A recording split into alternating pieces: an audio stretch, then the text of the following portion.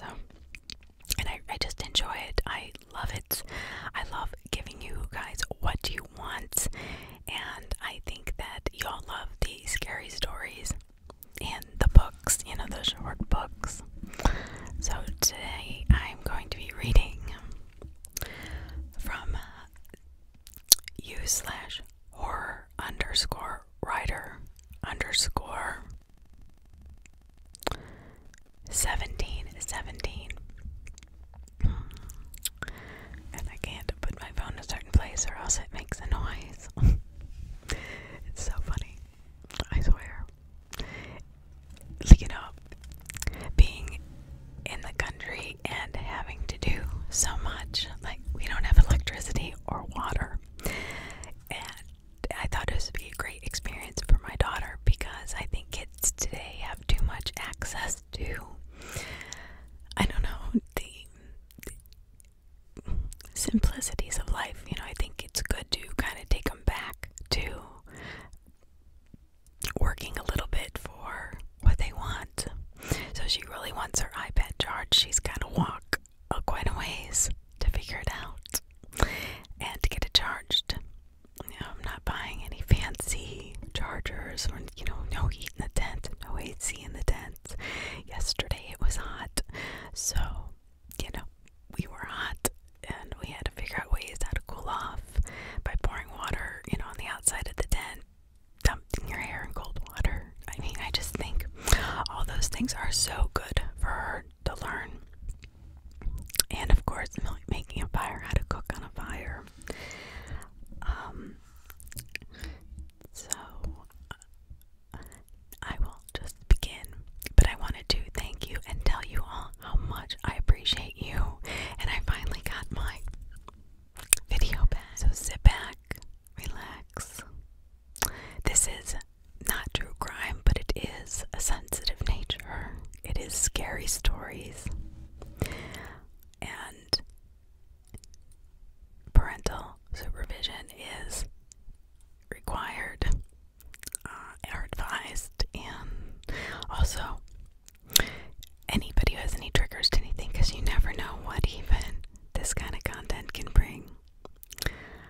I have not read these stories before, so you're just as shocked as I am when I am reading them. So this should be very fun. Usually I'll read the story a few times before actually putting it on the air. Here we go. I went urban exploring in my hometown until I found something I wish I hadn't. So I used to live in a small Pennsylvania town of over 5,000 people. Back in the early 1900s, it was a happening place to be. It sat right alongside the river and had an actual running ferry boat. It also had the railroad running through. The station was a glistening beauty of architecture and a non-stop hub of celebrities and luminaries of the time. The shops and hotels on the main street were regularly visited by them. They found the town a quaint distraction from where they were going.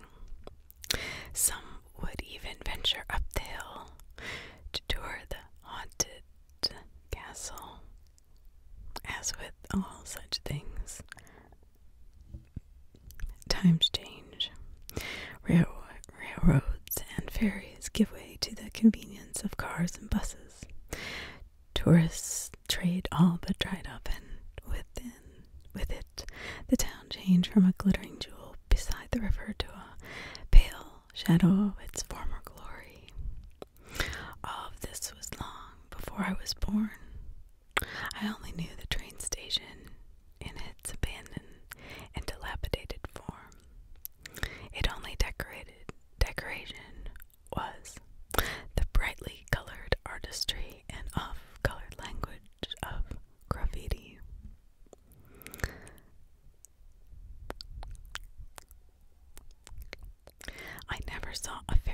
trace the waters of the river, only coal barges. As with many children who grow up in a dingy, depressed area, I made my way out into the wide world to make my fortune. But time had made me nostalgic and for my hometown, even in her less than glorious form. I had acquired the hobby of urban exploring. The more I explored the dilapidated structures of distant lands, the more I thought of the abandoned buildings of my own hometown.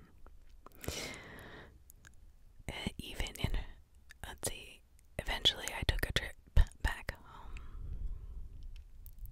I didn't tell my mom I was in town. I wanted to surprise her after I was done exploring, and I knew what she would say if I showed up there first and announced my plans. The same thing she always said. Why do you want to break into those old buildings? She would ask, aside from being dangerous. It's illegal. I did what I wanted to first to avoid the arguments. I know that well.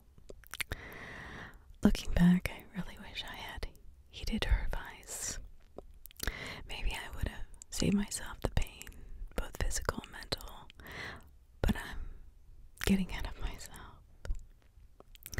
Even in its dilapidated form, the former railroad station was impressive. It was 5 stories high, which was the tallest building in town, aside from the former bank, which is now a second-hand shop. The doors themselves are 2 stories high. The outside lights that are mounted to the wall are Gothic and remind me of something you would see in a horror movie. I think the only reason they've escaped the hands of roaming vandals is that they're mounted 10 feet up. Even in the dead of night, I'm sure someone would notice a ladder against the wall as someone attempts to rip the light down. As for me, I decided to explore in that wonderful time between sunset and nights. It gives me just enough time to see what I'm looking for, and then take pictures in the fading light to make the whole scene look surreal. I got to the railroad station just as the sun was setting over the river. I paused and wondered at the beauty that can appear even in the mundane. I circled around the building twice,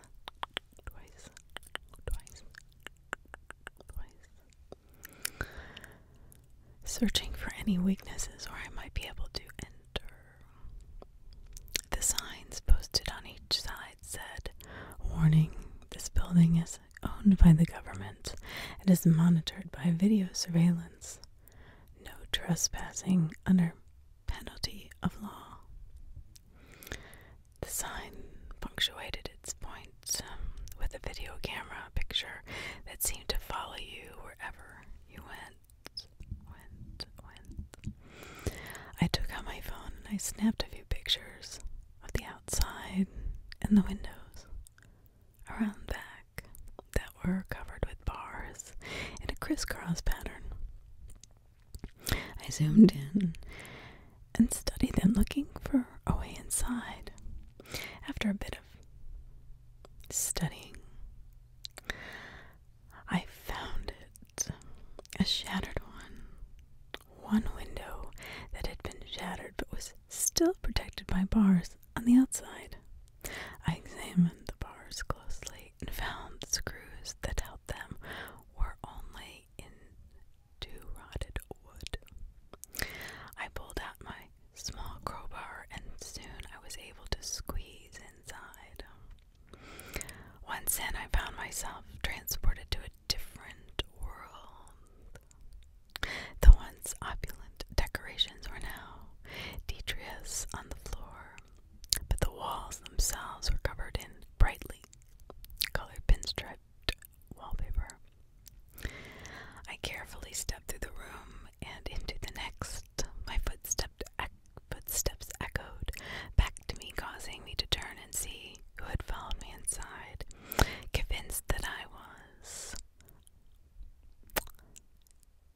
just hearing my own 2 feet making the sound, I continued. This room was covered in the greenest design I had ever seen.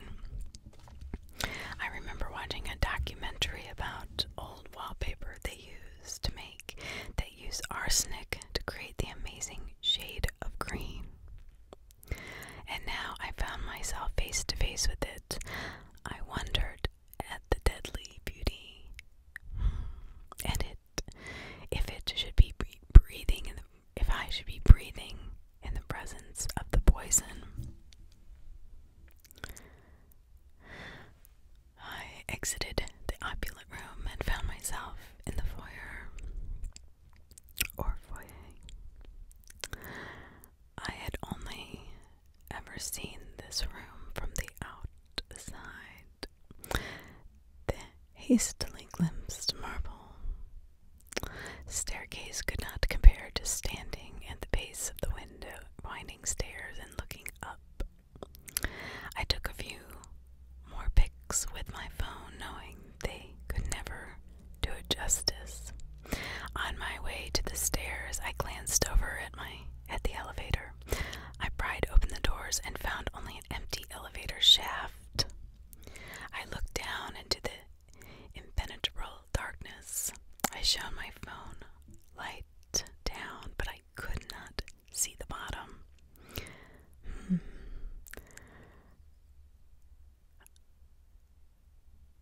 I shone it up and saw the underside of the car suspended several floors above. I stepped back into the lobby and refocused on the stairs. I began my upward trek by brushing away stones and other debris so I would not stumble. I froze and threw myself against the wall when a car stopped right in front of the building and the light shone inside. I held my breath as the light tracked to the wall, heading towards me. It stopped at the railing, blocked by the light from shining on me. I stayed plastered against the wall as if trying to become a part of the building and invisible to the searcher. After a long moment, the light vanished. I breathed a sigh of relief and continued up the stairs. On the second floor, I was surprised to find the ticket counter still in reasonably good shape. The wooden counter was still intact with its deep brown stain, and the bars still guarded the ticket attendants. It felt eerie, as if I could walk right up and ask for a ticket, and perhaps the ghost of an attendant would step up and hand me one. One of the things I felt was odd about the room was its temperature. See, it was hot outside. However,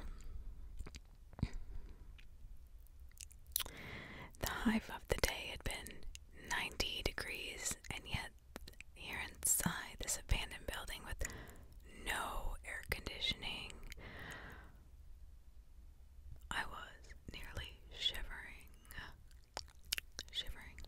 I left the ticket counter behind and continued up the stairs. They had transformed from opulent marble to functional concrete and steel for the journey to the next level. The wooden rail on top of the metal base was sturdy enough to keep me from stumbling. The next floor held a surprise. I stepped up into what was once a fully functional hair salon. The row of hair dryers built into seats greeted me, and the counter still held scissors and other styling tools. The 10-foot-long mirror was still attached to the wall, its mount clawed tenuously, gripping the glass in terror of letting go. I dare not touch it collapsing.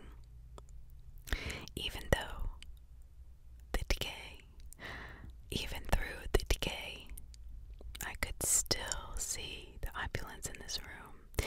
In my mind's eye, I saw the chairs full of ladies waiting for their hair to dry, while they waited for their train to arrive, working to keep my presence as minimal as possible. I took a few pictures and continued to the next floor. The fourth floor contained offices. File cabinets were half opened with papers strewn about, as if someone had either broken in or left in a hurry. I wondered at the mess and how long ago it had been made. That's when I heard the first sound. It wasn't wood creaking under my feet or any other noise I'd been making. It was something different. I stepped away from the ransacked office and started down the hallway.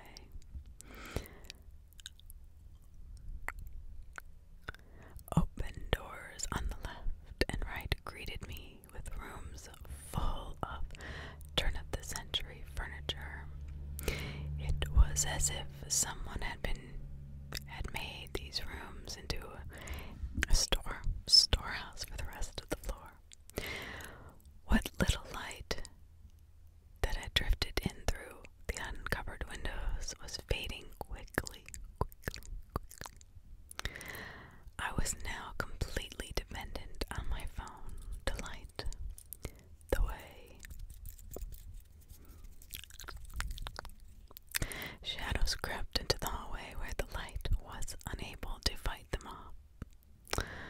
What was once a long corridor had turned into a cavern of darkness.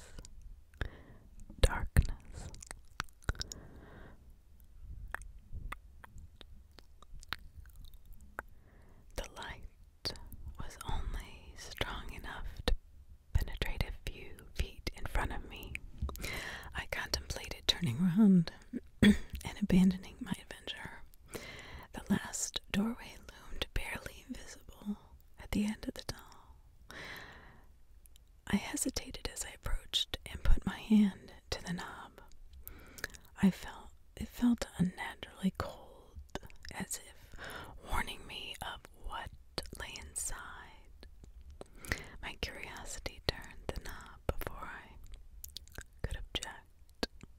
The door slowly created a creaking sound while opening, making the exact same sound you hear in every horror movie. It was deafening and terrifying as it shattered the silence.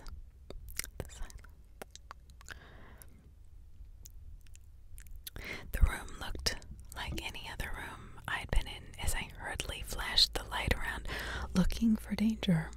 The only difference was there was a large machine in the middle of the room. It was a square, at its base and tall like a phone booth. Cold air was pouring off of it. There were 8 silver flex hoses, like the hose for a dryer vent attached to it and leading away, making the machine resemble a robotic octopus.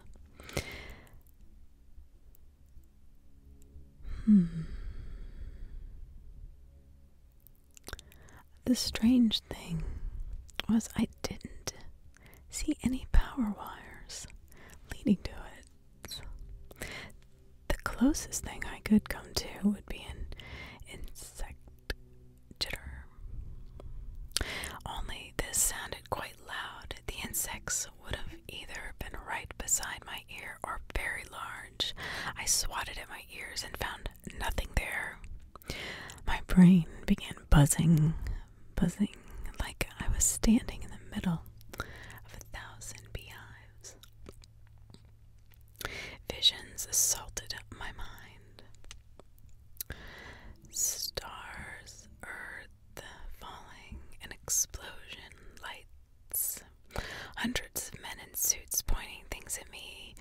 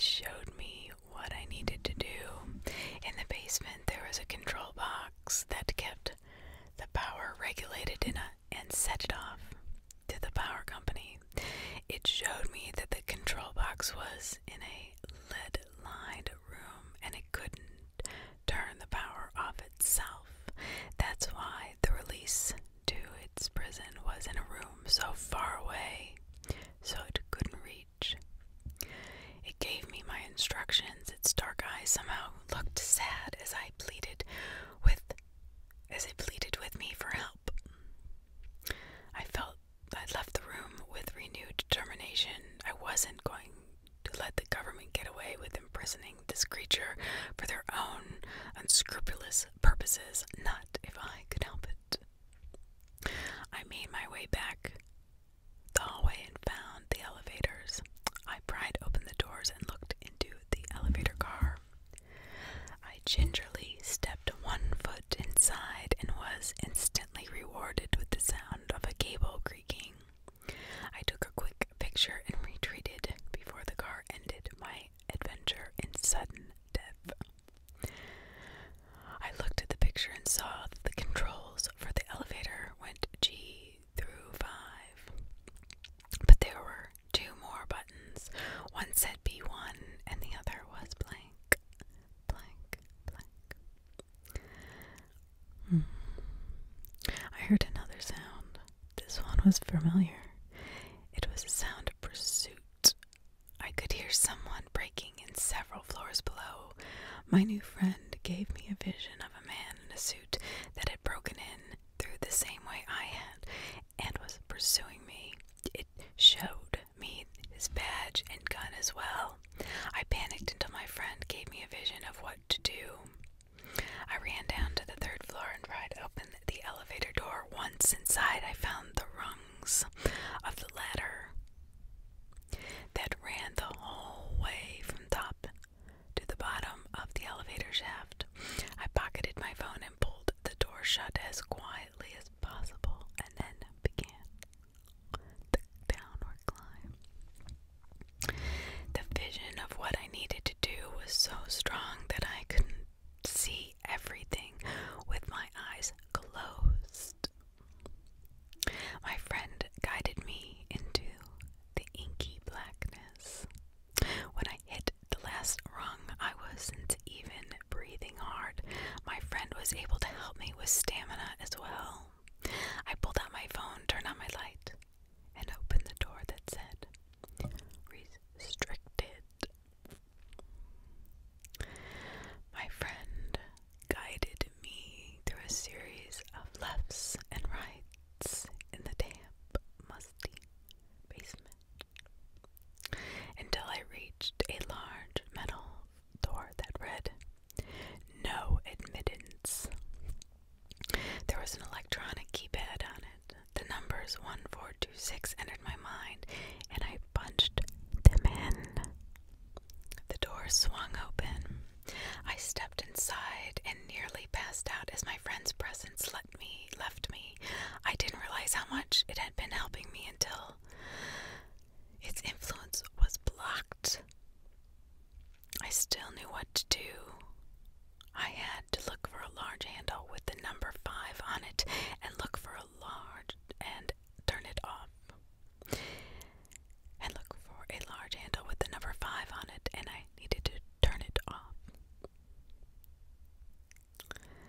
I looked around the room and saw dozens of handles. I searched each one of them for the number 5 until I finally found it. I smiled and put my hand on the handle.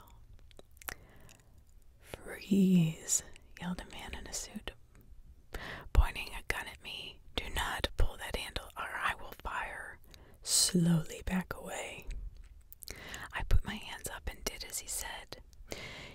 You should be ashamed of torturing a poor innocent creature like that to get free power, I said. The man chuckled. It was only then I noticed he was wearing a small helmet. It was barely more than a beanie. So that's the ruse it's using now, he said. What ruse? That it's being held captive against its will, and we are some horrible people who are using it for some heinous reason. You are, I said. How long has it been a prisoner? Not long enough, apparently. He said, I'll tell you what, kid. I'll prove it to you. Why are you going to do that? Step out here, he said, backing out of the room. He backed a good 10 feet away from the door and holstered his gun. There, kid, he said. Just step out of the door, and I won't try anything. I slowly made my way to the edge of the doorway, hesitating as I contemplated what trick he might be pulling, then stepped through the door. I slowly made my way to the edge of the doorway, hesitating as I contemplated all of this. I had barely made it through when my mind was assaulted. I grabbed my head and collapsed to the floor as the creature sent images flooding my brain. Anger, raw fury that I had failed to pull the switch. Visions of me rushing the agent, grabbing his gun and shooting him full of holes, then running back into the room and turning off the switch. My head felt like it was going to explode as my legs involuntarily lifted me off the floor and I threw my back inside the room. The last thing that went through my mind before the commands of the thing I called my friend was silenced was the thought of my own arms ripping my body to pieces if I failed. I collapsed to the floor, breathing hard. Blood was flowing from my nose. I didn't know it. If it was from falling, from the psychic overload placed on my brain by the monster that was my puppet master. The man had re-entered the room. Now do you understand? Not completely, I said. Why can't it control you? He tapped the helmet on his head. It blocks all of its transmissions. Do you happen to have another one of those? He reached into his pocket and pulled out what looked like a beanie and tossed it to me. I put it on, wondering if I hadn't traded one form of mind control for another. Let me guess, he said. It showed you a vision of a bunch of agents surrounding it. Yes. All those agents are dead, he said. That creature killed them all in such a brutal and disgusting way before we are able to capture it. But if these hats are able to shield us from its influence, why didn't the metal box it was in protect me? You misunderstood, he said. The box was meant to keep it immobile. It was never a power generator. The lines that entered the box are meant to keep it at a temperature where its brain functions go dormant. It takes an incredible amount of energy to keep it under control. So it lied to me, you and many others. But why keep it here in an abandoned building? Believe it or not, this is the safest place. It is away from other people. People don't even bother with or notice the building, or at least most. I smiled sheepishly and shrugged. So what happens to me now? That depends, he said. On what? On if you stay away from here and every other so-called abandoned place. Are there more creatures being contained in other abandoned buildings? Can you keep a secret? Yes. So can I, he said, and I waited for more of an answer. After a minute, I said, I get it. I said, does that mean I can leave? He stared at me for a long moment. Get the hell out of here, he said, aimed his thumb over his shoulder, and don't let me see you anywhere here ever again. I started for the door. What'll you do? I said. Fix this contaminant until unit before pulls another idiot like you, he said. What will you do? I said. Fix this containment unit before it pulls in another idiot like you, he said. I hesitantly stepped through the door. My mind wasn't assaulted like the last time, but I was sure I could still hear a faint echo of someone screaming that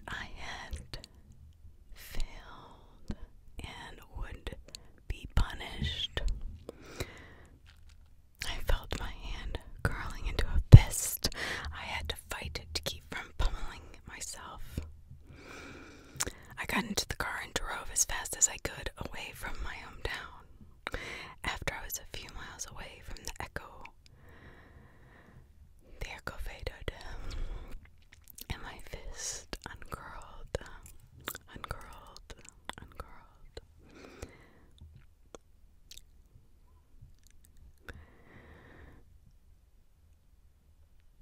Only when I had made it safely home did I dare take off the beanie. I hesitated at first, but once it was off, I didn't hear anything, or any thoughts that were not my own.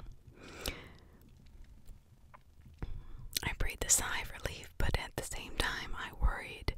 I did not know how many of those things were out there, hidden among the detritus of modern life, just waiting for someone unwary like me to unleash a monster.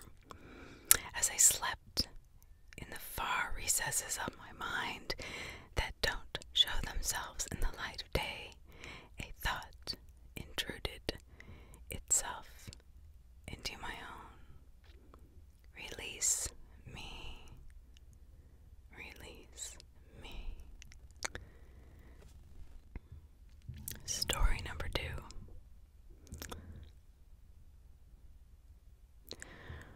Boredom can be deadly. By horror_writer_1717. This letter is a warning. Parts of it you won't believe, but it's all true. It all goes back to when I was sitting in a bathroom stall, bored. People say you can't die from boredom. I might just prove them wrong. For a good time, call. If you want the greatest. ... Hey baby, you wanna... Why doesn't anyone ever write Hemingway on the bathroom walls? At least that would be worth reading while nature takes its course, especially since I always seem to have a problem with downloading files when I don't have something to read. I was just about to give up when I noticed another number written very small in the seam of the concrete. 555 4 3 2 1. No name. No promises of a good time.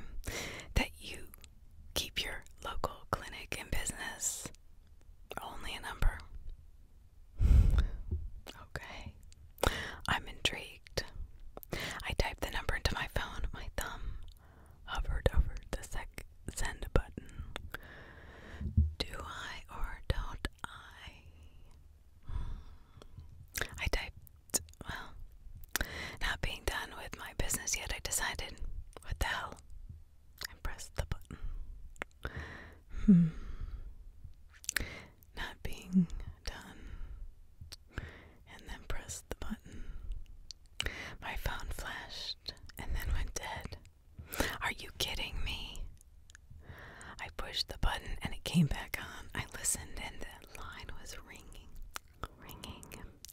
After a series of clicks, I heard code in. Came a voice on the line. Excuse me, I said. Invalid code in. I was about to hang up when the little devil in my shoulder said, go ahead. What do you have to lose? Like a fool. I listened.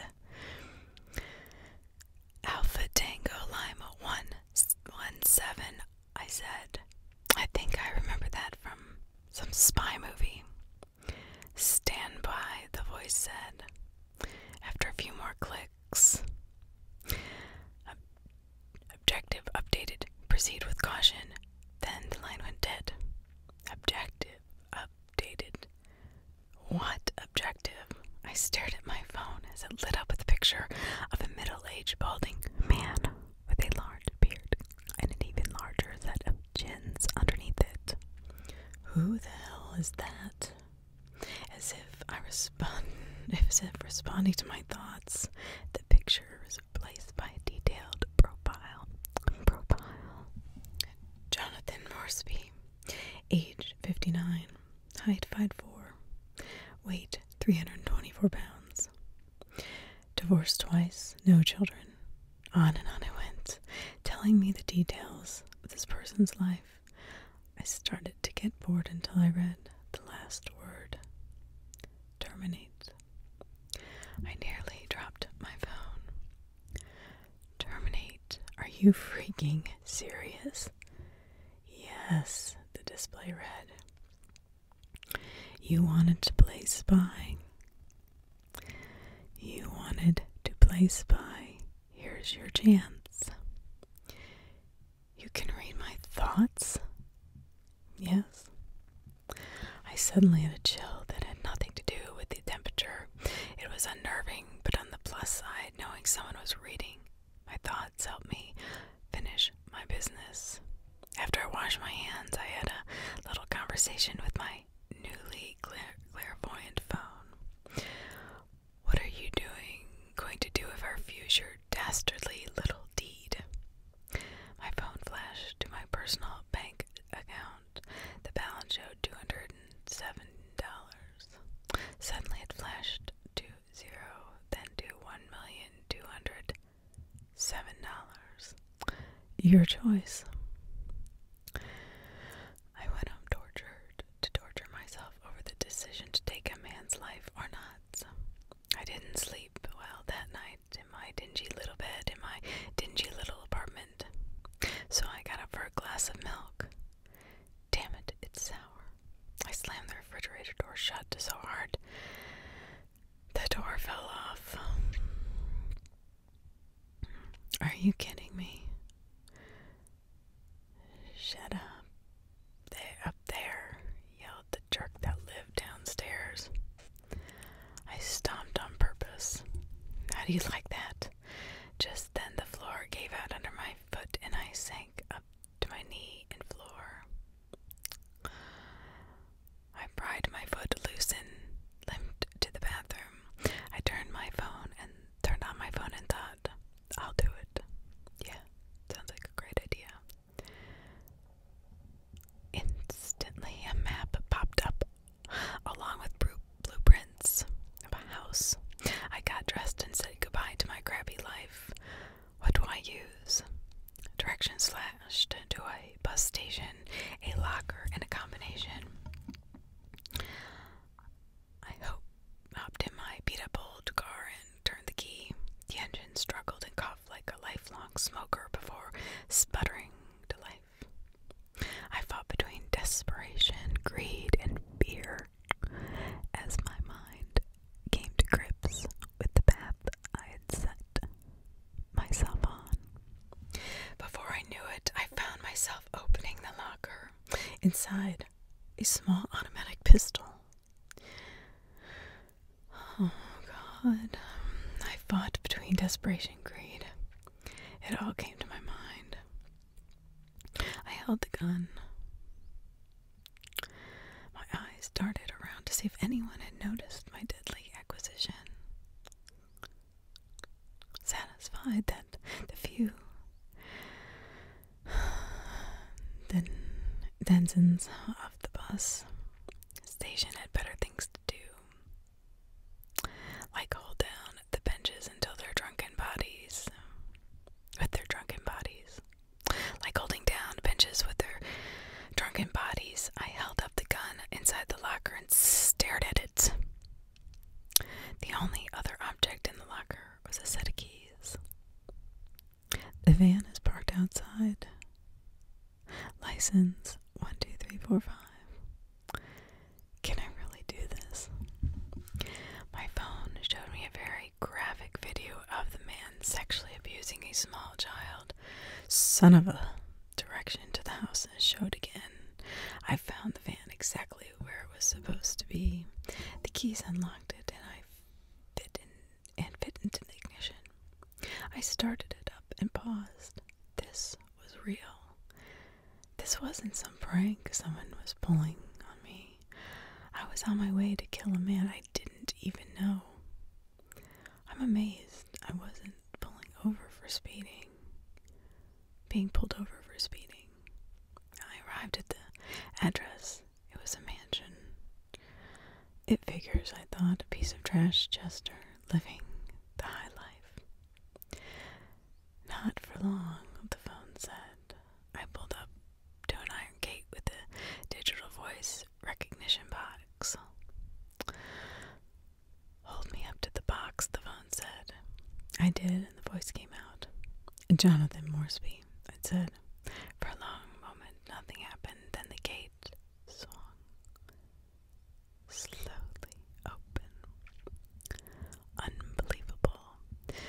Pulled the van around back like you're making a delivery. The back door had a security scanner. Hold me up to it. The door lock clicked open. I hesitated. Shouldn't I be wearing gloves or something? What about fingerprints? Hold on, the phone said. I'm erasing your fingerprints from the police database. You may proceed. I opened the door, entered the kitchen. The smells from a recently cooked meal sent my belly into full rumble mode. Let's see what's in the fridge. No, this is not snack time. Stay focused, the phone said. I set the phone down and pulled out a bottle of wine. Even better. The phone started buzzing, but I just ignored it. I'll get there. Don't get your transistors in a twist. I'm just having a little liquid courage. The phone buzzed even louder, then suddenly stopped. I turned to see a large, bald man in a pair of green and white striped pajamas. He looked like a giant watermelon. I would have laughed, but he was pointing a gun at me. My phone started buzzing again. Shoot him, it said. He glanced at the phone just long enough for me to pull my gun out and squeeze the trigger. Nothing happened. I squeezed the trigger over and over, but it did. All it did was click, click, click, click. Watermelon Man was glaring at me with a Cheshire cat grin plastered on his face. The thing about guns is that they need a firing pin to shoot, he said. I looked at the gun like it had betrayed me. Here, let me show you, he said. Then he fired his pistol at my right shoulder and erupted in agony. I collapsed to the floor, writhing in pain. The wine bottle shattered beside me. As I lay on the floor, blood pooling around me, I managed to croak out, "Why?" His belly bounced. He was laughing so hard it would have been comical if I weren't bleeding. It's a little hobby of mine. I'm weeding out the stupid people of the world one at a time. Consider it thinning the herd. I've written that number all over the place. I don't even remember. I've been doing this for years. You would be amazed how many people I've thinned. The police will get you. That sent him into a fit of laughter. Thanks for reminding me. He pulled the phone out of his pocket. Hello, police, he said in a shaky voice. There's a burglar in my house. Oh my God, he's got a gun. He fired a shot and hung up the phone. Any other questions? Yes, I said through gritted teeth. How did you read my mind through the phone? Dear Bye, I own a telecommunications company. It's a feature we have been putting in phones for years. We have the technology to read brain waves. It's only a matter of interpreting them. Of course, we've told no one that this exists. Not even the government. You'd be amazed how many people barely question it. Not only have I gotten disgustingly rich reading thoughts of important people, but I've also gotten the Rambo like you to do some of the most unconscionable things you could imagine. Only 3 people in the world know about it.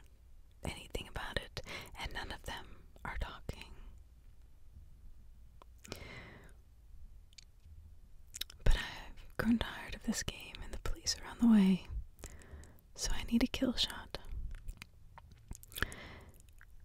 There's just one thing you didn't think of, I said through gritted teeth.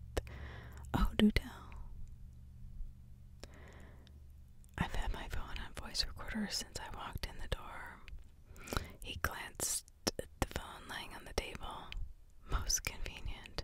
However, thank you for telling me. When he reached for the phone, I lunged with all my strength and slashed him with the piece of the wine bottle. My wild swing embedded the shard in his leg. He squealed in pain and dropped to the floor. On impact, the gun flew out of his hand. I clamored to get it, but he grabbed my leg, tripping me. I fell face down and hit my head on the floor hard. I woke up to the sound of policemen telling me not to move. They cuffed me, causing pain to shoot through my shoulder. As they hauled me out, I looked back at the attacker. He hadn't moved, and there was a large pool of blood under him. Another officer checked his pulse.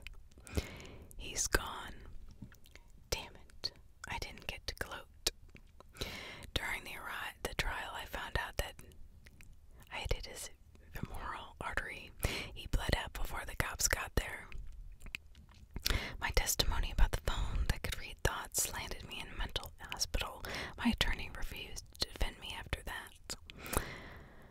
My only visitor had been a representative from the telecommunications company. Astounding, he said. You say the phone can actually read your mind. Amazing, of course. I'm only a low-level investigator. But you've given me something to search for. Something like that is in the wrong hands, I said. Oh, I understand the ramifications, he said. Every terrorist, low-level despot, and politician would sell their own mothers to get their hands on such technology. Exactly. I'm going to contact the FBI about this, he said, even if it means losing my job. This is just too much of a risk to have this technology out there. He put his notepad in his jacket pocket and stood to leave. If you think of anything else you think I need to know, don't hesitate to call. And he held out a business card to me.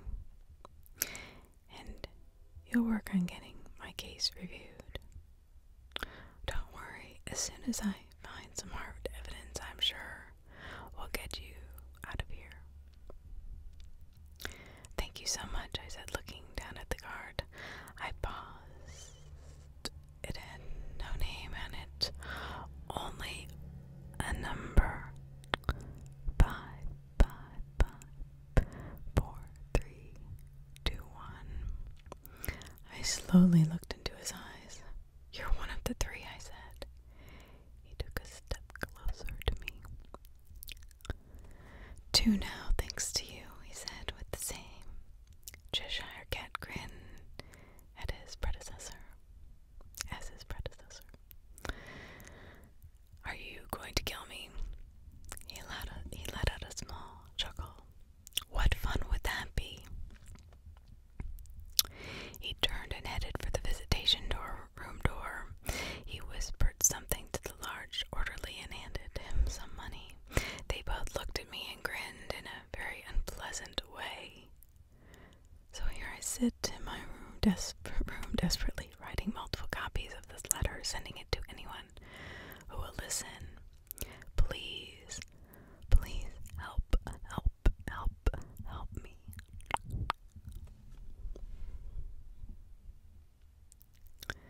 That was a good one.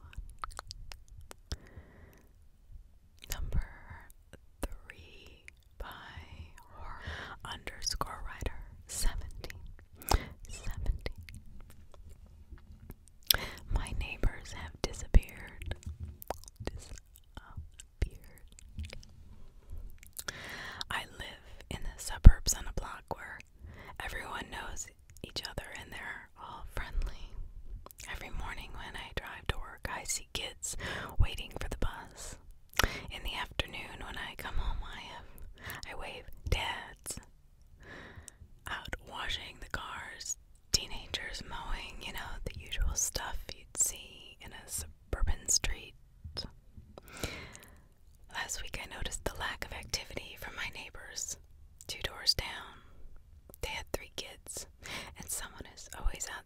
hearing something, not seeing any of them in the yard felt wrong. I've lived here for 2 years, and I can't remember more than a handful of good weather days that someone from that family wasn't outside. I chalked it up to happenstance.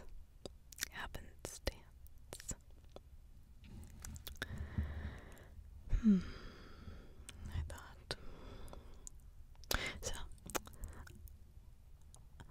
maybe they were busy or took a day trip. It could happen, I told the suspicious voice in my head. After the third day of not seeing a soul, my voice was telling me something was wrong. So I decided to go over there and see if there was anything out of the ordinary. As I walked down the sidewalk, I saw the usual signs of life, toys in the yard, a bike leaning against a porch. Everything seemed normal. And then I noticed it. The lawnmower was sitting in the middle of the half-mowed yard. It was stopped right in the middle of a row, as if whoever was mowing had something more important come up. I stared at the mower as if it would give me the answer to what had happened, but it didn't. I slowly approached the porch of the partially mowed house.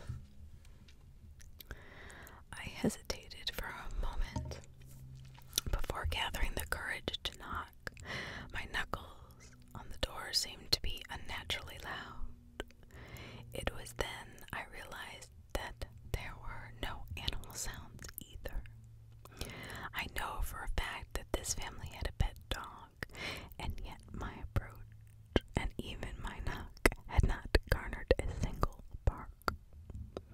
The hair on the back of my neck stood at attention as I knocked again. There was no answer. I leaned over and peeked in the window. The inside was messy, like normal houses with kids should be, but there was no sign of a struggle. More importantly, there were no people. No people. I angled myself to see in the dining room. There were plates on the table with half-eaten food on them. My paranoia meter went redline. I wanted to know what was happening. I didn't need to know if everyone was okay. But I didn't want to cross the line between concern and breaking and entering.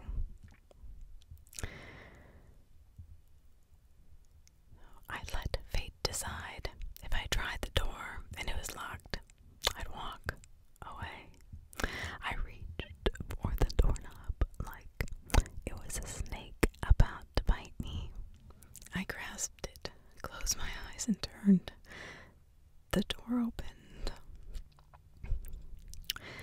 I wasn't sure if that made me happy or terrified. I stepped inside, pushing the door open slowly. Hello, I called. Hello, I called. No one answered back. I crept to the door and saw the half-eaten plates of food with flies buzzing around them, and the chairs pushed back, like everyone had excused themselves and left the table. Where the hell did they go? I whispered. I continued through the house, through the kitchen into the living room. The TV was off and the room looked lived in but empty.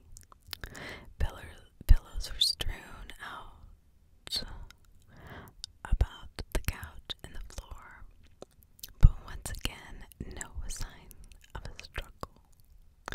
If anyone took them, it would seem like they did it without a fight. It made me wonder if one of the family members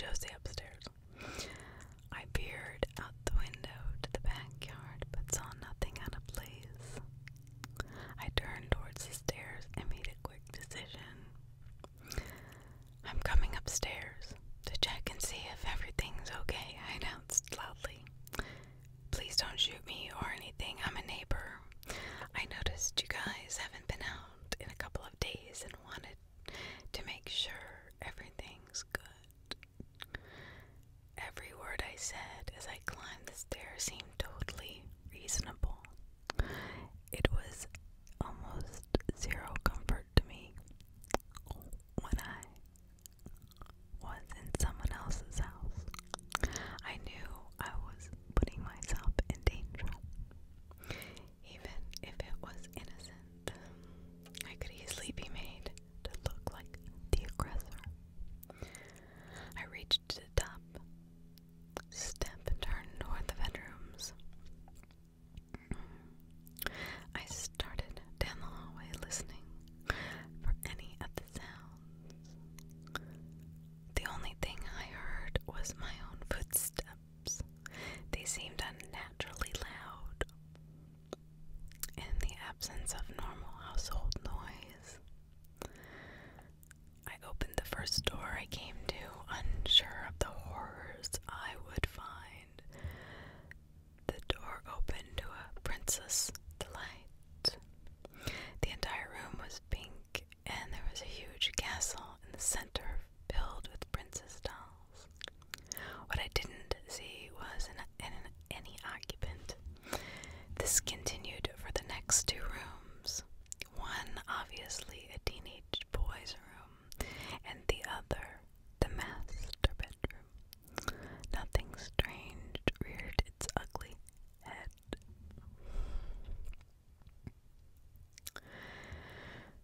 I went further, and the further I went, the more my anxiety grew. By the time I had made the rounds upstairs, the last door was the bathroom. Visions of finding the bathtub full of blood, ALA psycho, filled my head as I slowly opened the door. The room was immaculate at this point. I wanted to find them and ask their secret to getting their shower tiles so clean. Having searched the upstairs, I faced the horrible prospect of going into the basement. I went back and downstairs, paused at the top of the basement stairs. I had a horrible feeling of vertigo, like in the movies when they do that zoom out while moving things forward. I flicked on the light and took a deep, cleansing breath. While I found my courage, then I grabbed the handrail and descended. It was actually a very nicely refinished basement with a big screen TV hanging on the wall, a sectional couch, and a bar in the corner.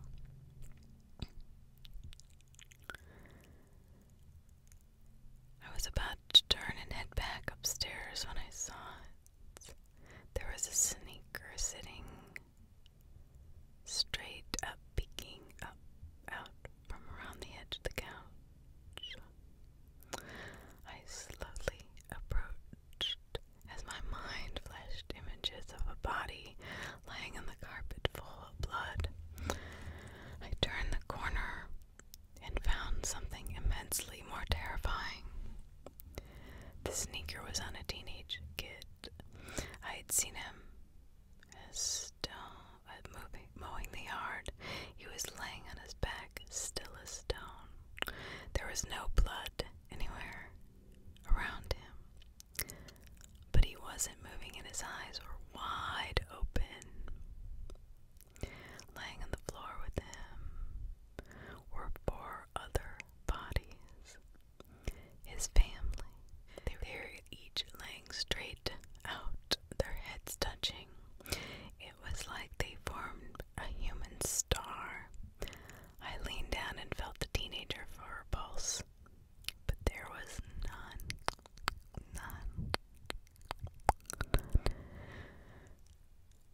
The little girl, maybe 8 years old, also had no pulse, and eyes wide open, staring at the ceiling. Or should I say through the ceiling? She also had no visible wound and no blood near her. As I went around each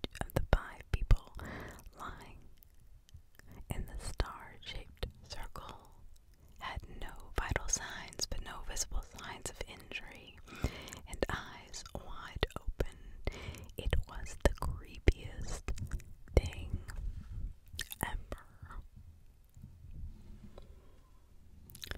Creepiest.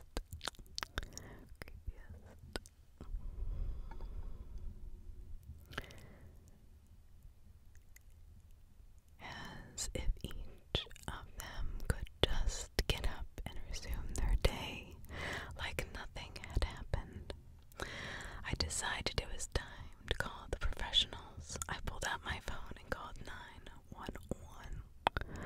They said they would dispatch an EMT and police, and I should stay where I was. I resisted the strong urge to get the hell out of there. 9 minutes later, I wish I had. I was being interrogated by everyone with a uniform. I can't remember how many times I retold the same story. I guess they were trying to catch me in a lie. Once their curiosity was satisfied and it was time to satisfy mine, I asked the EMT what the cause of death, and they seemed as stumped as I was. So eventually they let me go, but the cops told me to be available for more questioning. Translation: we're not 100% sure you didn't do it, so don't run away in case we have to arrest you. I walked home and tried to get some rest, but those wide open, dead eyes haunted me. They just haunted me. I picked up a paper the next day on my way to work. I was surprised, and there was no mention of the family I found. I didn't want to print anything until they were sure. Or maybe they didn't want to print anything until they were sure. Either way. That evening when I drove home, I couldn't help keep my eyes off the house as I drove by. There was no activity, just the same as yesterday. I didn't want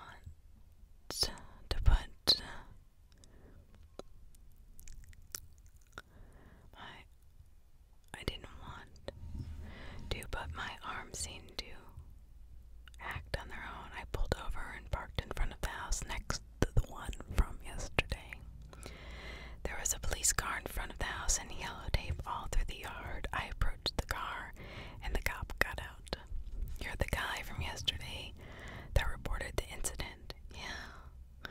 What are you doing back here? I haven't my other neighbors out today either. Did anyone check on them? I'm not sure. Do you want to go check? He looked at the house and hesitated. Well, I'm supposed to be watching this one. Why? I really can't say. They're still not sure what caused the deaths. Are they? I can't say. Okay, I'll tell you what. I'm going over here to the neighbor's house and make sure they're okay. You can follow along or you can sit here. You forgot the other option. What's that? I could arrest you for breaking and entering. I thought about that for a moment. You could, but that would mean you'd have to leave your car. With that, I turned and headed to the neighbor's house. When I reached the porch, I looked back and saw the officer staring at me, grim-faced and slowly shaking his head. I knocked on the door and got no response. I turned the knob and the door opened. I was about to step inside when a hand grabbed my shoulder.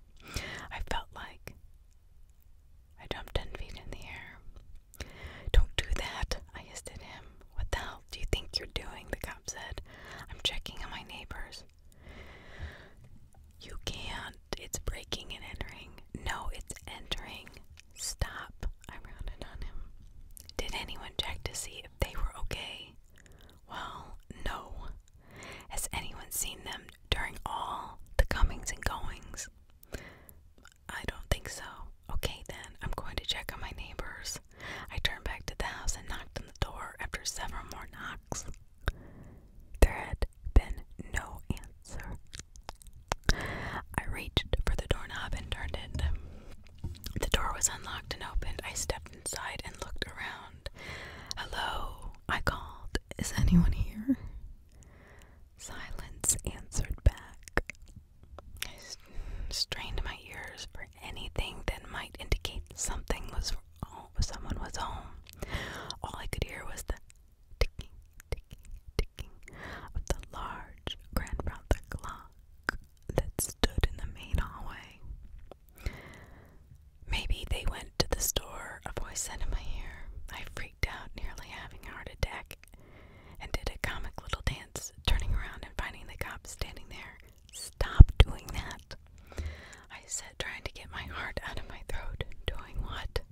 "Sneaking up on me." I wasn't sneaking. I took some deep breaths, got my heart rate back to normal before proceeding. I headed towards the kitchen, having a good idea of what I'd find, but hoping I wouldn't. When I got there, sure enough, there was half-eaten food on the table. It looked like they all had suddenly got up in the middle of a meal.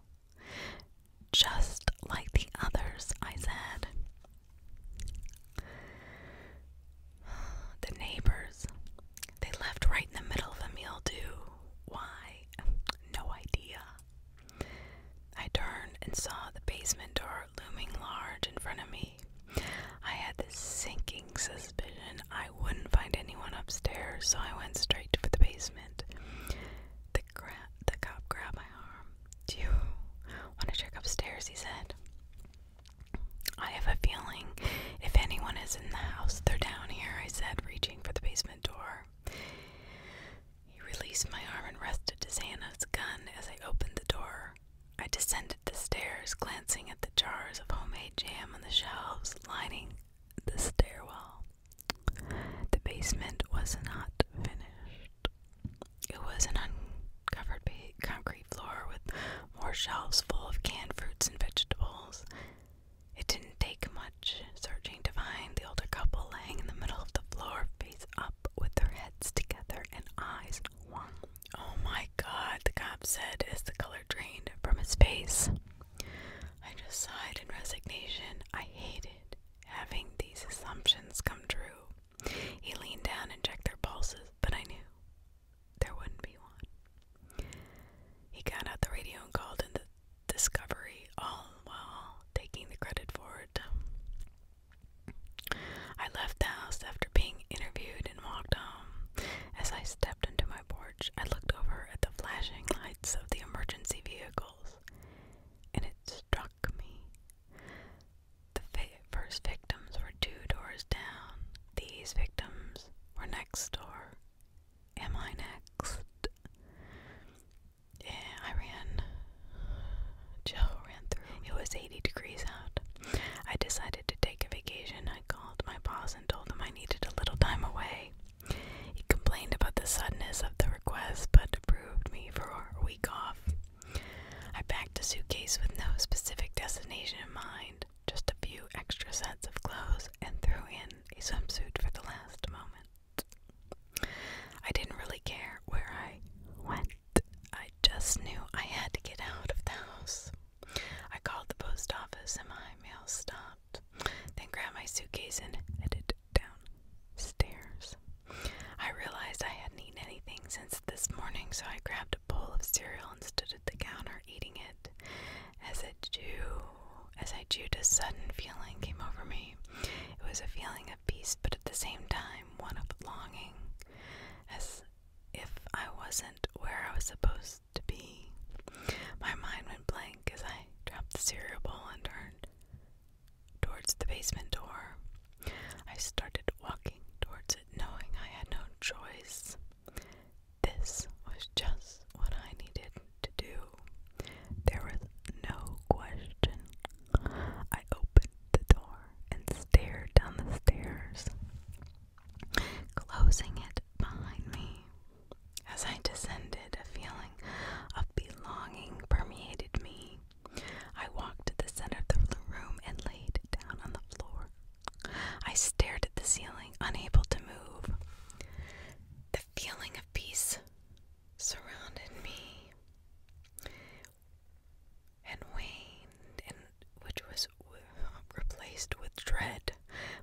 eyes grew wide with the realization of what had happened to the neighbors. I tried with everything within me to struggle, to roll over, to do anything, but I couldn't. I just couldn't move. My mind reeled as I lay there. I could feel invisible hands holding me down. I felt a rushing like water was pouring through me and heard a roar like an incredible wind. I knew my soul was being sucked out of my body.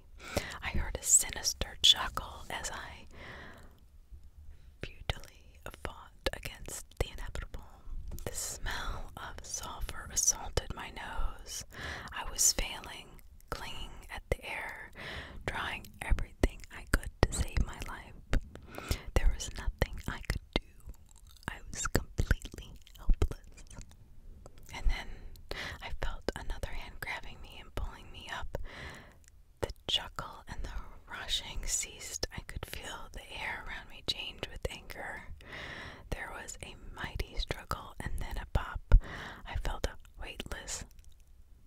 weightless, like I was a cork that had been shot out of a champagne bottle. I landed on the floor with a painful thud. I opened my eyes to see the cop who threatened to arrest me just a few hours ago kneeling beside me, breathing hard. I looked up at him. "What the hell just happened?" I said. "I came over to ask you a few questions and found you down here laying on the floor convulsing." "How did you?" I panicked, he said. I didn't know what else to do, so I started saying Hail Marys. "I'm glad you did. I think we should get out of here." "Am I still a suspect?" I said sarcastically. "You're welcome," he said, struggling to his feet. I followed suit, feeling like I was walking through a quicksand, being dragged back to the floor. I fought off the feeling, ran out of the house, and never looked back. I'm posting this as a warning. If you ever feel like you're being dragged against your will by an invisible force, start saying Hail Marys. It might be your only hope to escape.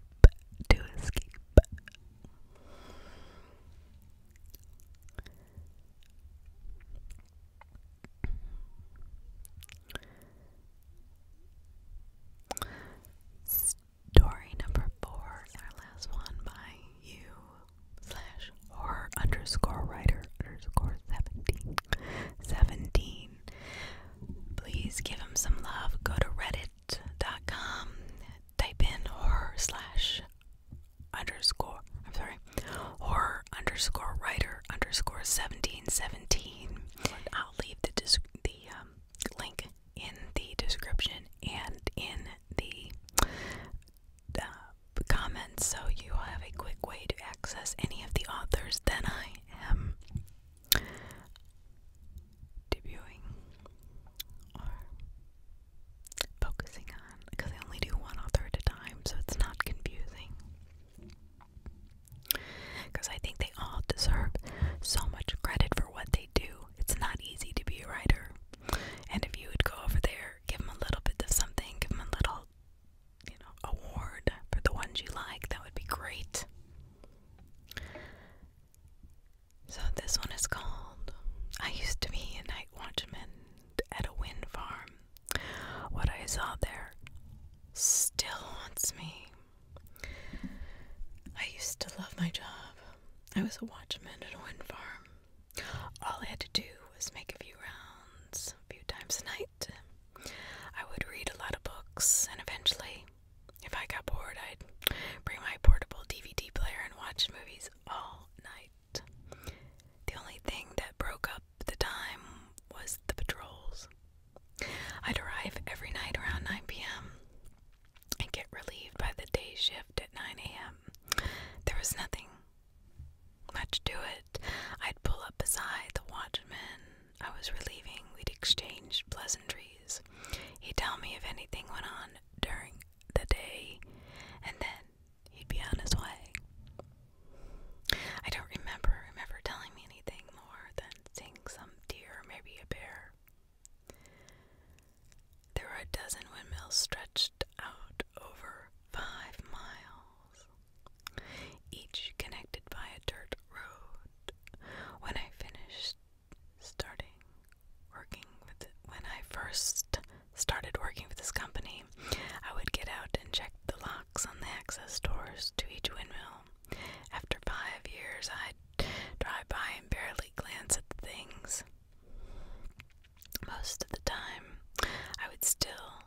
watching my movie or show while I'm driving. Not a lot of traffic on that dirt road. It reminds me of the movie Seven. I drove in a ditch once, but only once. I got out of the car without minimal difficulty. The worst part about it was the embarrassment. One evening, I was in a hurry, running late. I jumped in the car and flew to the work site, and with something nagging in the back of my mind, I made it just in time, got my report and settled into my routine. I did my first round with no problem. Twilight had just faded, leaving the world diving into nighttime darkness. Clouds had been forming all evening, and I saw a flock of turkeys cross my path near one of the fields. That meant it was going to storm. My first round, though, was a breeze. Nothing happening. I didn't even see animals that I'd usually see except for the turkeys. Maybe since I was going to storm, maybe because it was going to storm, the other animals were battering down the hatches and settling in wherever they were. My first round, the drive around 5-mile dirt road circle took around 30 minutes. They don't like us going very fast, and technically we're supposed to check the door on each wind turbine. And the other drivers have it timed so that it looks like we checked. I got back to the main building a little after 9:30. I pulled out my portable DVD player and started watching Die Hard. Of course, I fell asleep. I woke to credits rolling. Shit, I said, remembering my missed round. I threw the car in gear and flew off towards the wind turbines. It was right then that I remembered what I had forgotten. Flashing light announced low fuel. I cursed myself for forgetting to fill up yesterday on the way home. This is my second round. I thought I should have had enough to make it through the rest of the night and get to a gas station. This was the thought I clung to the rest of the night. My second round was uneventful. My eyes were constantly drawn to the fuel gauge, but there was nothing I could do about it. Once you're in for the night, you had to stay. If they caught you driving off the job, you're fired. I didn't want to lose such a gravy job, so I stayed put. Although there was a couple of times I considered a quick mile or two to the gas station. The problem was my boss. He was a bit of a prick and liked to pull surprise inspections at all hours of the night. He liked to pretend he was being a nice guy and showing up to see if I needed anything, but I knew why he was really there. If he showed up tonight, I would ask for a couple of gallons of gas. Maybe that would solve my problem and keep him from inspecting as often. Partway through my second movie, Die Hard 2, of course, I went for my next round. It had just started to rain, making my windows fog up, and my defroster wasn't working the best.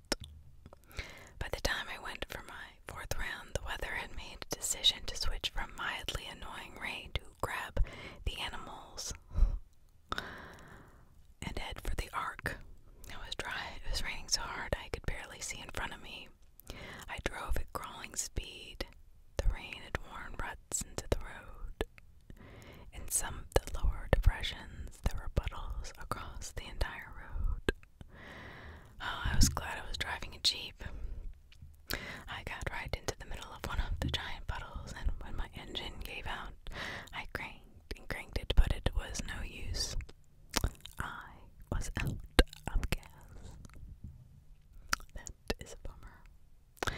I was never gonna live this down. I could hear it now, 5 years from now. The other guy would be telling the story about the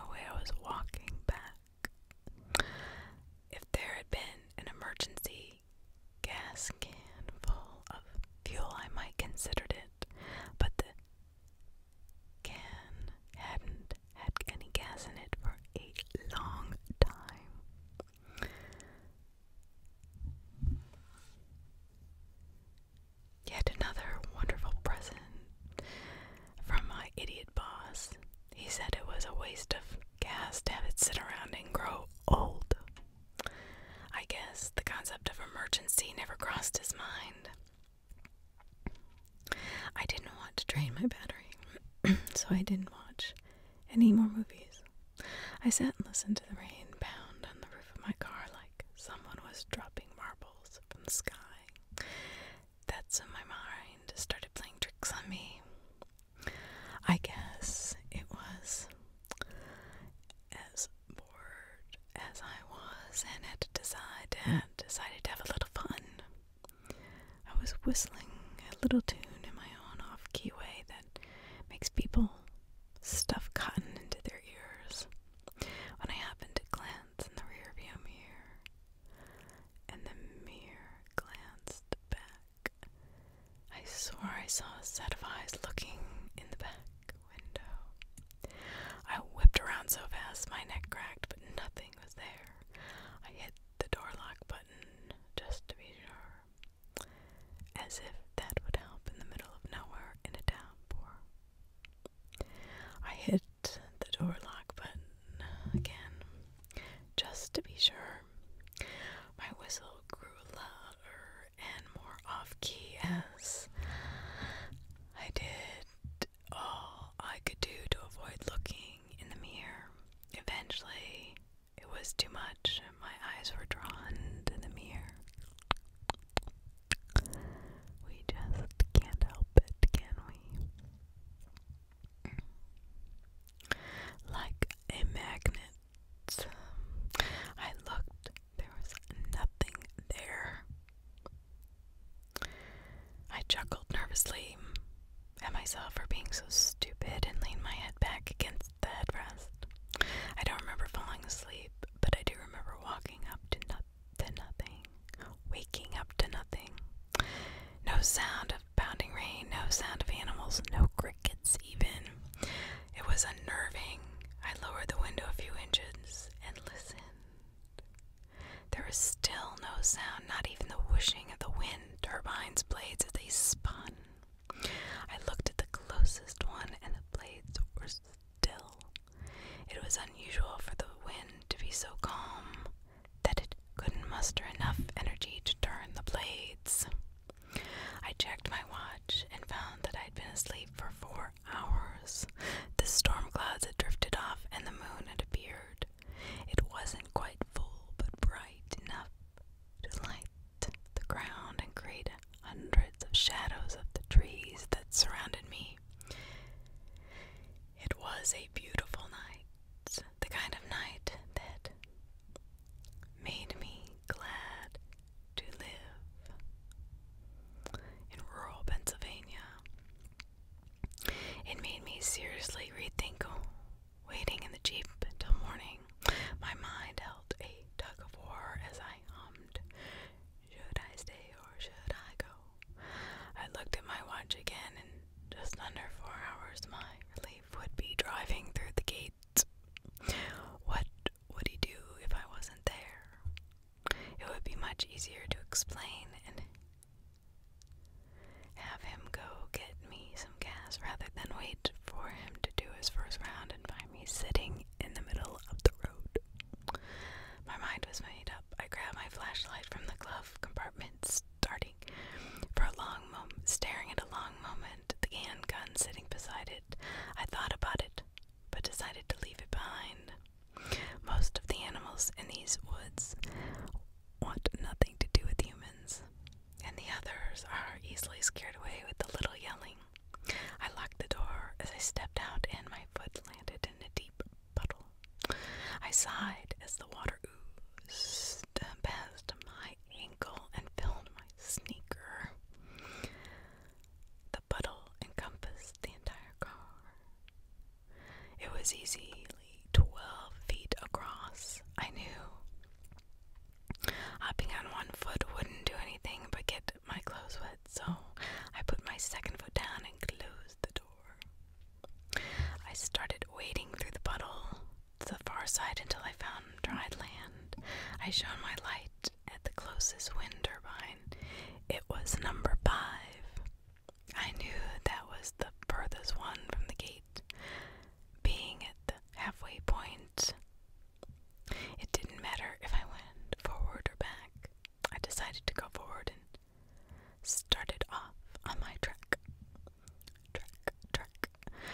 first part of my trip, the only sound I heard was my shoes squishing.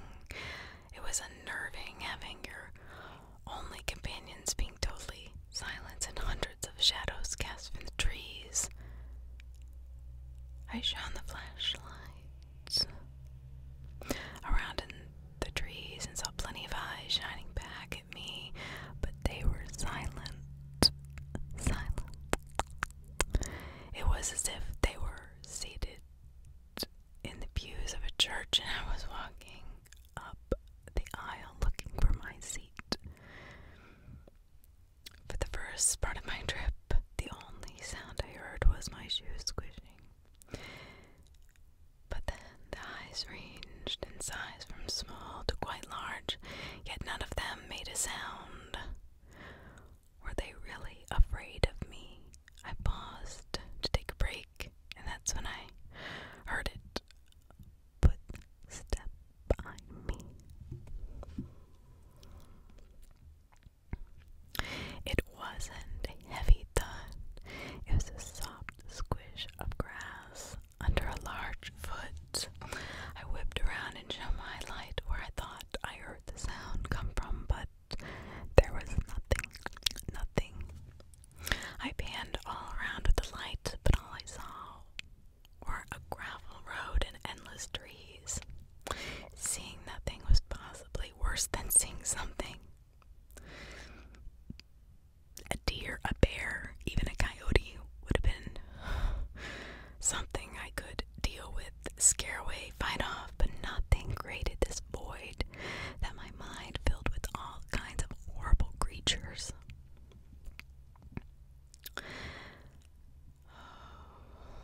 The unnerving silence continued as I started walking faster without thinking about it.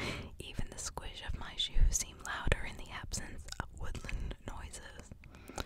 I started thinking about my destination. It was tempting to cut through the woods and save myself a lot of time, seeing I was still on a long loop of road. Had it been daylight, I might have considered it in the dead of night with a nearly full moon over my shoulder and dawn hours away. I didn't give it a second thought. I thought that perhaps whistling would soothe my jangled nerves. I tried whistling the happiest tune I could think of, but the echo came back to me bent and twisted, like the children's song that plays in a horror movie. I ended my whistling soon after it started. I was halfway through a verse when the tune died on my lips. The sudden, unexpected silence brought me the horrible gift of another footfall behind me. I whipped around as quickly as I could and shone my flashlight around. This time my mind wasn't given the luxury of scaring me with nothing. This time I saw a set of eyes. They were large and red, but what was most unnerving about them was their distance from the ground. Whatever it was, its eyes were a good 8 feet off the ground. It was 40 or 50 yards away and hiding behind a tree, but those eyes will haunt me for the rest of my life. Unfortunately, I didn't know how long that would be, especially with such a monstrously large creature obviously stalking me. I'd love to say that I carefully weighed my options and came to a sensible solution to what this creature was and how to deal with it. I didn't. I ran like the devil himself was chasing me. I surprised myself that I kept hold of my flashlight. I found speed I never knew I had. Desperation will do that. My mind raced faster than my feet, but there was no solution it could come up with. I could hear the footfalls behind me coming closer. It was going to catch me. I just knew it. It was only a matter of when, as my mind grasped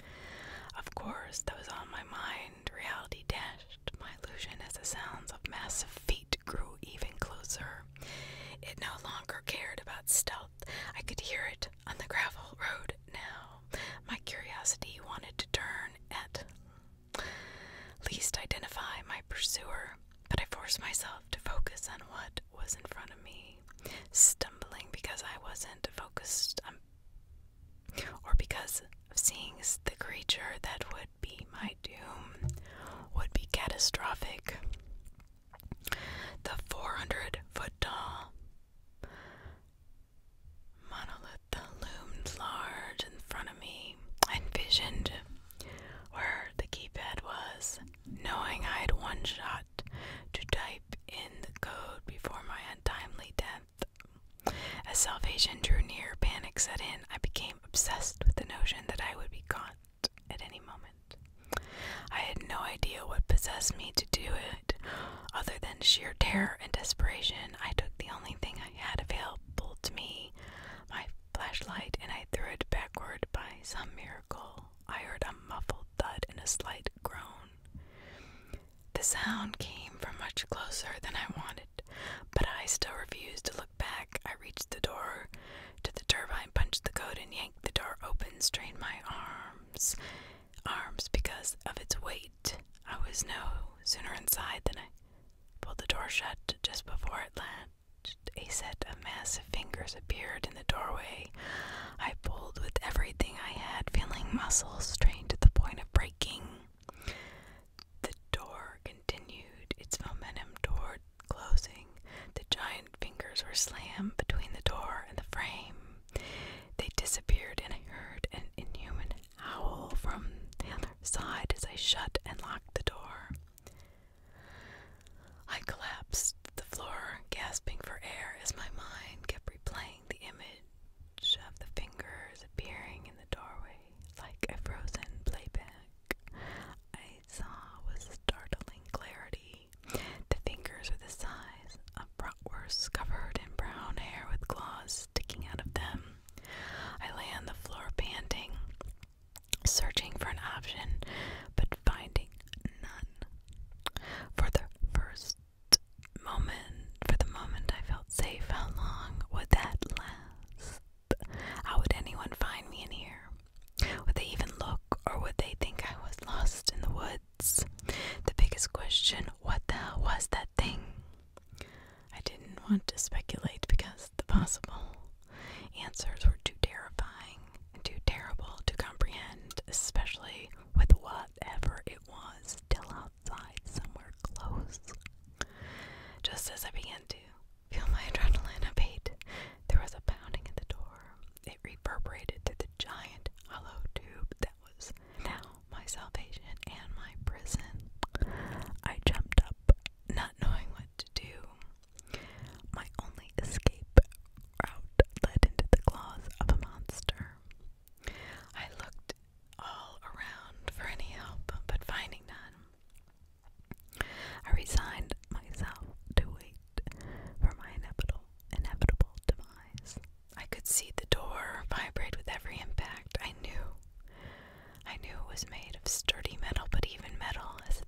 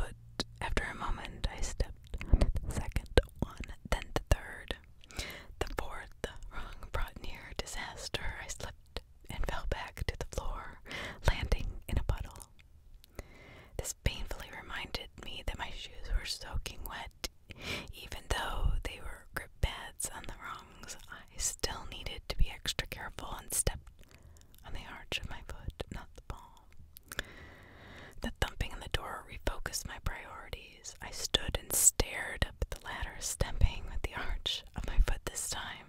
I started out slowly, making sure every foothold was secure before stepping to the next rung. Soon I gained confidence as I was moving a little faster. My breathing was getting ragged as the exertion zapped my energy. I regretted skipping supper and had eaten any of my snacks this evening. I paused my climb and hooked my arm into the ladder to keep me from falling as I caught my breath. It was then I made two mistakes. One was looking up, the other was looking down. When I looked up, it seemed like I was no closer to the top than when I started. When I looked down, I saw I had made enough progress to kill me if I stumbled. There was one other thing I saw when I looked down that made me want to cry. Hanging on the wall were several safety harnesses. There was a metal cable that ran beside the ladder.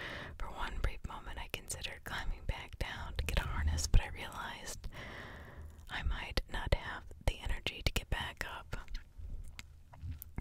The rest of the climb seemed to take forever. My breaks came more frequently and took longer each time. My feet were screaming at me for a rest. I was near total exhaustion when I looked up and saw the top of the ladder. The excitement carried me the rest of the way. I climbed to the top of the ladder and collapsed onto the metal landing. I laid there for what seemed like an eternity until my strength returned. I stepped through the door that led into the generator room. It was cramped due to the machinery taking up most of the room. There was a small walkway beside the generator and a hatch that opened to go outside. I looked around and found a safety ring. I put it on and secured the line to a hook as I opened the hatch to the outside. Dawn had broken and the world was lit with the brilliant orange of early morning. The beauty was so overtook me that I didn't notice the wind that had been still after the storm now buffeted against me. Threatening to knock me off my feet, I stumbled, feeling grateful for the safety line. I watched as one of the massive blades passed by a few feet away. My only reason to take this risk was to look down and see my pursuer had given up and left.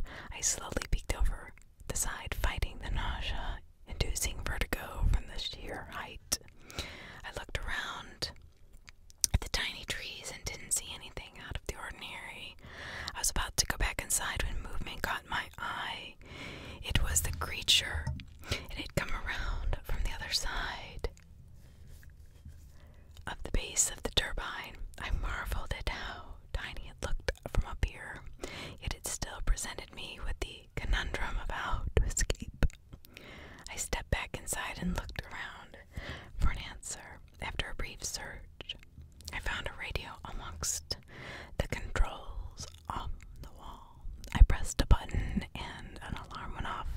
I pressed it again to silence it. I tried another button and was rewarded with static. Hello, hello, can anyone hear me? I said into the microphone. I repeated again, still receiving static. On the third try, my boss answered. What the hell are you doing in one of my units, he said. It was an emergency and this was the only way I could contact someone. He harumphed on the other end. What was the emergency? I'd rather not say on the radio. I said, can you come get me? He sighed. Which unit are you in? Number 6. It'll be a little while. Like how long? Like when I get there, he grumbled. The line went to static. I felt some relief in the fact that at least someone knew where I was and was coming to get me. Eventually, out of curiosity, I leaned over. I gotta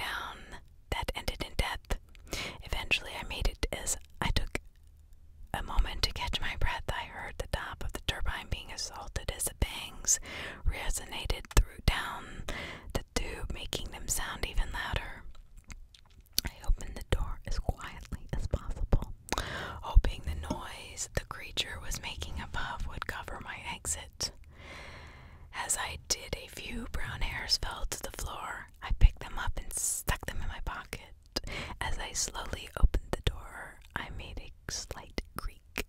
Suddenly, the noise above me stopped. Oh, my mind sent me unhopeful images of the creature jumping down and dismembering me. As I stood as still as a statue, I smelled smoke. I looked up and the black plumes were flowing from the turbine. I ran as fast as I could back towards my Jeep. I refused to look as I heard a roar behind me. I nearly ran into my boss's car as he turned the corner. "What the hell?" he said, getting out. Look, I said, pointing at the turbine. "I see," he said. "What the hell did you do?" "No, look," I said, pointing towards the black smoke. What am I supposed to be seeing other than millions of dollars literally going up in smoke? I stopped and looked at the burning machine, but there was no creature there. I jumped in the car and slammed my door. "Can we go, please?" I said, trying to hide my terror. He stared at me, then got in the car and drove back to the main building. The whole time I kept shooting furtive glances behind us. He parked in front of the building and looked over me. "You're gonna have to answer some questions." "I know." "Would someone please go get my car?" "I ran out of gas. That's why I was in the turbine." "Why didn't you just wait in your car?" I opened my mouth to answer and realized what I was about to say and stopped, leaving it unsaid. "Oh, okay," he said, getting out. "I'll send someone for your car." I followed him and lay on the couch in the break room. A short while later, a coworker woke me. "Here are the keys to your car. It's parked out front," he said, "and the boss wants to see you." I took the keys and stood. I looked right towards the boss's office and looked left towards the exit. It only took a moment of decision to turn left and walk out the door. I never returned, but the memory of that night has never left me, and never will. That following day, I read in the paper about the turbine fire and how they found a carcass of a bear that it must have gotten trapped in the blaze. But I knew better. I knew the company would come after me for the destruction of their expensive turbine. I also knew if I told the truth, they'd haul me off in a rubber truck. Either way, I was about to disappear and my story would never be told. I found a group that specialized in unexplained phenomena. I walked into their office with a bag and a pocket that had 3 brown hairs in it. I knew they'd want to hear my story. I knew they'd want to hear my story. That is all for tonight. I hope you all give this writer some love. Please go visit him at horror_writer_1717 in Reddit on Reddit, and you'll also find links to all his other pages and books. He's a fantastic writer, and I thank him so much for letting me read his stories on my channel. And please subscribe to my channel if you like this kind of content. Whisper